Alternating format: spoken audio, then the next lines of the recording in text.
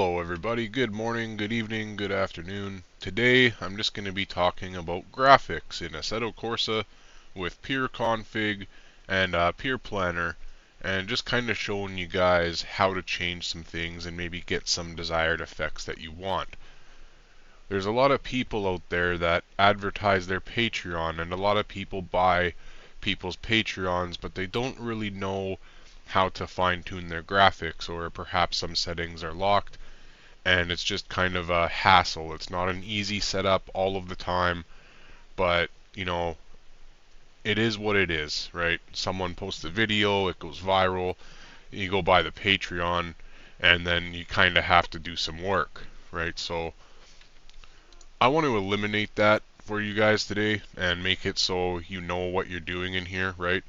So the first thing I want to talk about, first of all, is my filter I'm using isn't one that people are going to have for free. This is just a movie filter that I made. It's just part of my own stuff going on, but that's beside the point. I'm just going to show you how to change things in the Peer Config properly and edit any filter you want. I'm actually even going to pull this one up. If you want to, copy some values from this filter, you're more than welcome to do that. It is a paid filter, but I want to use it for the example for the video, and I don't mind if you guys copy the settings from it. It's all good, man.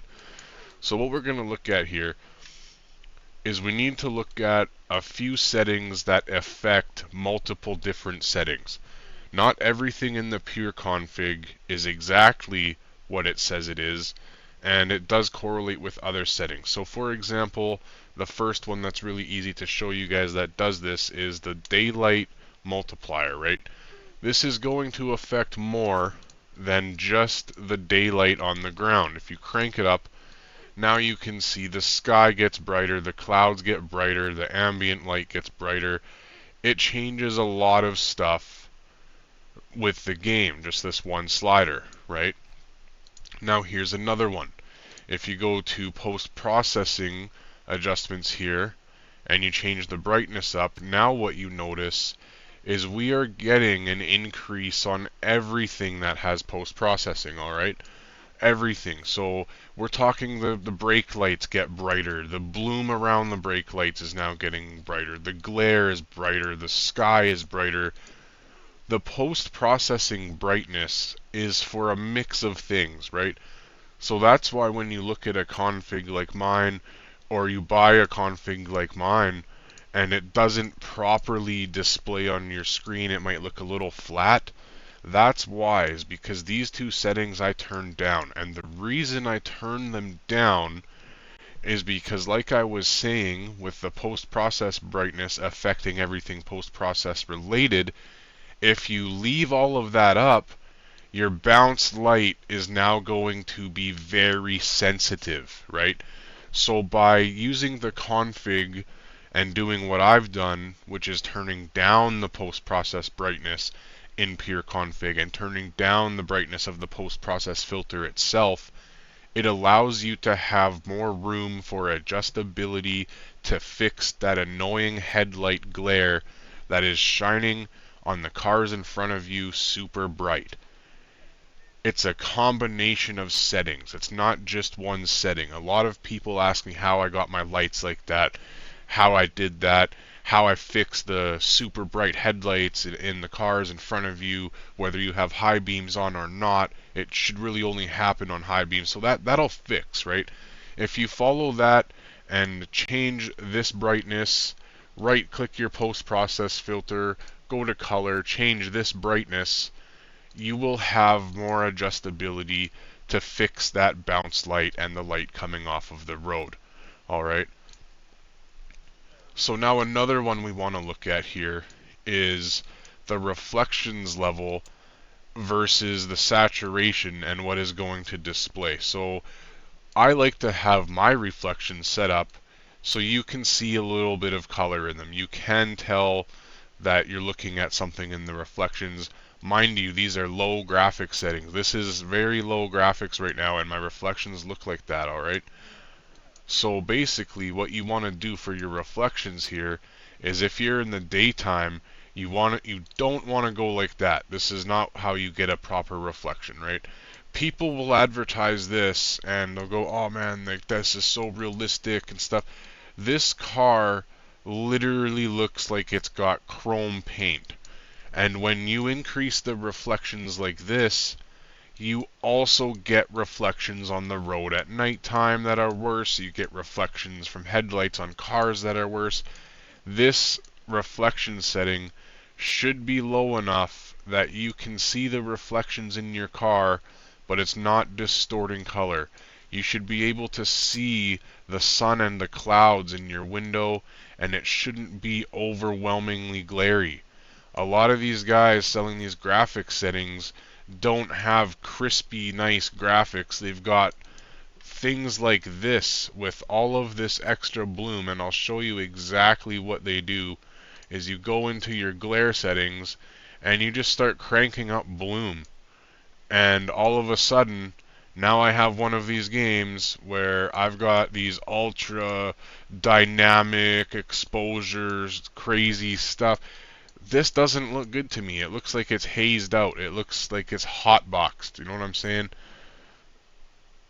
So I want to bring that back down.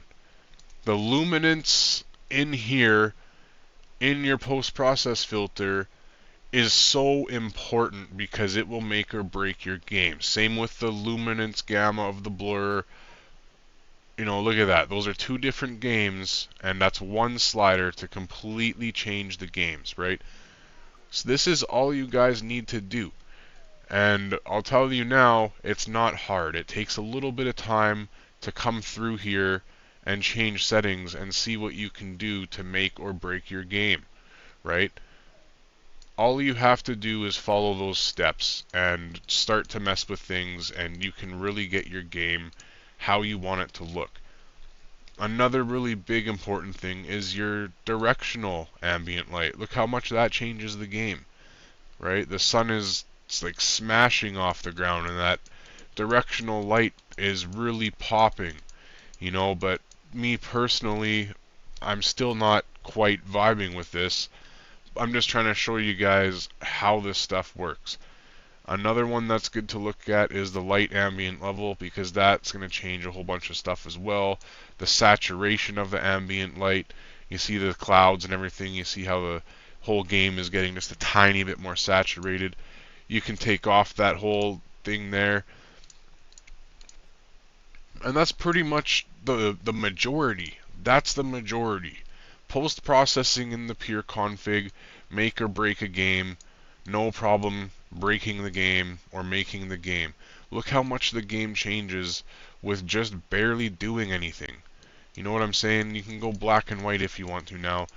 This is the stuff that, you know, you guys got to start doing, because the people that are out there actually selling the Patreons and posting all of these crazy ultra mega graphics and stuff, it's also taking performance away for no reason. And I mean, I do have some intense filters like the movie one and whatnot, but you know, we're not out here breaking people's games and all that type of stuff. And for some reason I don't have the pure config in there. I wanted to show you guys, but you know, that's how it works. And you can right click, reset everything, and we'll see the game just go back to normal. And I'm just showing you guys you don't have to worry about anything. I know I'm doing it the long way, but you can right click and literally just easily get through everything like that. I'm going to go back here, reset pure, reset to defaults, and this is the game with just the stock pure config with just this post-process filter. That's all. It's a little light, it's a little hazed out a little bit, you know, it's a little flat in color.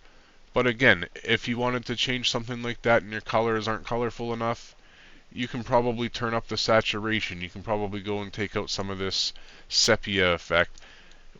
And there you go. Now your game's fixed. So it's that easy, guys. And that's all you need to know, is that you go in there, you change things, and if it doesn't work, you easily and simply just reset your game. And if things aren't looking right, and you know your lights are a little crazy and you're having a really hard time fixing that, just check out the video again. Just watch the first couple minutes. Those first couple pure config settings are really, really important. And there it is. And if you're still watching at the end of the video, you should probably know that I do have a Patreon for some of this stuff, and I do also have a customer support tier and everything where you can request specific time and stuff for me to help you out and everything, and we can spend some time together with that for, a couple extra dollars if you really can't figure out just your graphics. And I'm still the same guy, man, out here fixing people's games.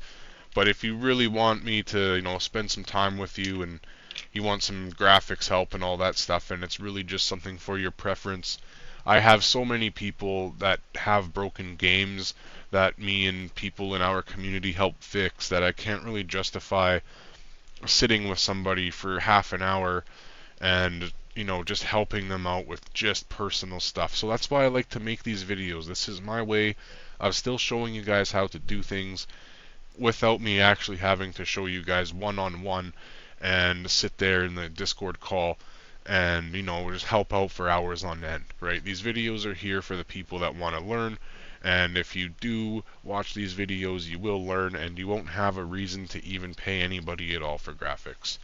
Have a good day, everybody. Take care. Stay gaming.